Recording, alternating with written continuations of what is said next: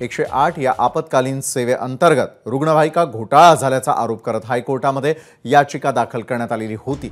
हायकोर्टाने याची दखल घेत राज्य सरकारला 6 आठवड्यामध्ये उत्तर सादर करण्याचे निर्देश दिलेले आहेत। तर 15 एप्रिल रोजी वर्क ऑर्डर जारी होताच दुसऱ्या दिवशी याचिका दाखल झाल्याने हायकोर्टाने याचिकाकर्त्याच्या भूमिकेवर सवाल उपस्थित केलेला आहे। तर राजकीय हेतूने याचिका दाखल केल्याचा आक्षेप महाधिवक्ते यांनी घेतलाय।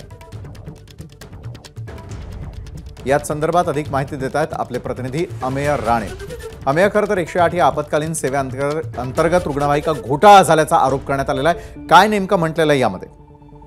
राष्ट्रवादी काँग्रेस शरद पवार गटाचा एक कार्यकर्ता याच्या मार्फत ही याचिका हायकोर्टात दाखल करण्यात आली होती, परंतु या याचिकाकर्त्यावरती महाधिवक्ता वीरेंद्र सराफ यांनी आक्षेप घेतला आणि हा एका राजकीय पक्षाचा आणि खास करून विरोधक राजकीय पक्षाचा कार्यकर्ता असल्यानं संपूर्णपणे कायदेशीररित्या झालेल्या प्रक्रियेला नाहक आव्हान देण्यात आल्याचा आरोप करण्यात आलाय। परंतु हायकोर्टानं याचिकाकर्त्याला यातनं जरी हटवलं असलं तरी हा जो मुद्दा आहे तो गंभीरतेनं घेत या प्रकरणी अमायकस क्युरीची नोंद करून घेत त्याला अपॉइंट केलेलं आहे। व्यंकटेश धोंड यांना या प्रकरणी अमायकस क्युरी म्हणून दाखल करण्यात आलंय।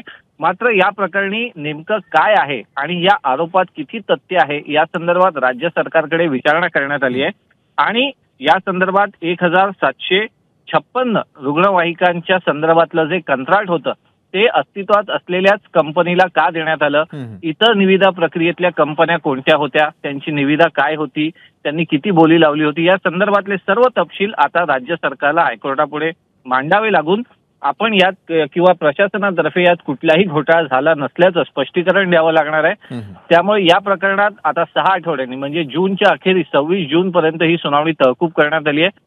तोपर्यंत राज्य सरकारला वेळ आहे की या संदर्भात भूमिका हायकोर्टापुढे स्पष्ट त्यांना करावी लागेल। नक्कीच धन्यवाद अमेय, आपण दिलेल्या या सविस्तर माहितीसाठी।